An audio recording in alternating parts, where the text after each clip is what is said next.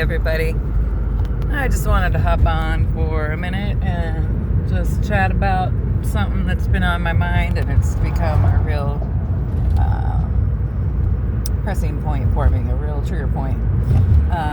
So what is up with all of these toxic masculines that we have raised to be adults in this society? You know, I am just, it's consistently has come up in my life where, 30 and 40-year-olds, I'm mid-40s, so I would say, 30, 40, early 50s would be my experience with those ages. But these men, they just think that there's they feel entitled. There's an entitlement to the feminine energy, an entitlement to violate or to own, possess, violate, I guess, is the best way, that a word I have for it. And this is uncomfortable to talk about, and I know that, and it's hard for me to talk about, but it is something that I can't shut up about. This has been a long time coming, but why do masculines think that it is okay to violate the boundaries of the feminine in ways that, and it's been long-standing. I feel like in my childhood, families take advantage, the masculines in families, for probably decades, maybe centuries, I don't know, but violate the innocence of children in their families. And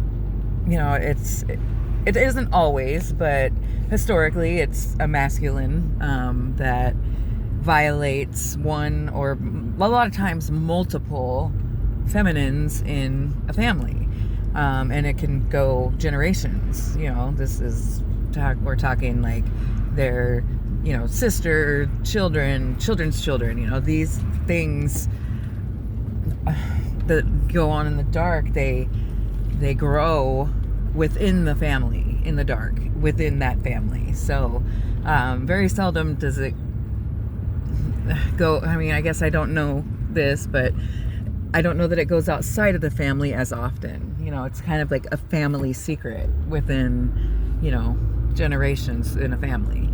And so I guess that answers one of my questions. Why? Where do they get the idea that it is okay to do that? Like if I say, for instance, I'm sleeping, I cannot give consent when I am sleeping for anybody to do anything to me, with me. There's not consent there. And I think that masculines feel entitled to that. Like, it's just, if we've done it once, then that is permanent consent forever. That is just a consent for any time. And I just don't agree with that. And I think that it creates a really toxic and dangerous environment for the feminine. And how could you feel safe in an environment where all of the masculines, or a majority of the masculines, feel entitled to take something when they don't have the consent to do it? This has just been a big thing in my life, and I'm just curious, is this something I should talk about more? Why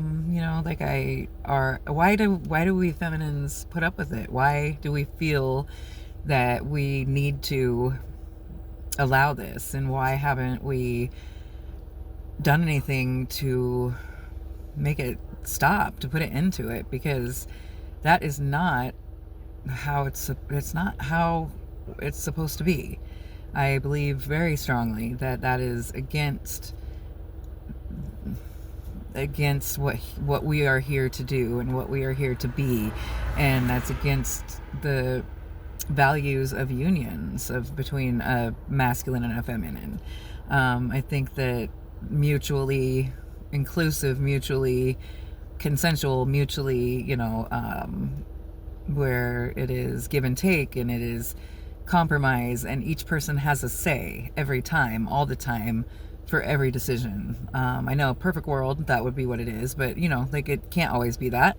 But I also believe that it is not that in enough circumstances, and that we need to shift and get these toxic masculines, I don't want to say in line, because it's not about, you know, controlling or ownership or anything of that sort, but it also isn't about that on the reverse either. And I feel that that's almost what I feel like. I've had people say to me, masculines say, that if I fall asleep, then that's just open consent. I mean, that was the implication, and I don't understand that, and it doesn't make sense. And you know, like, isn't that sexual assault, or isn't that SA?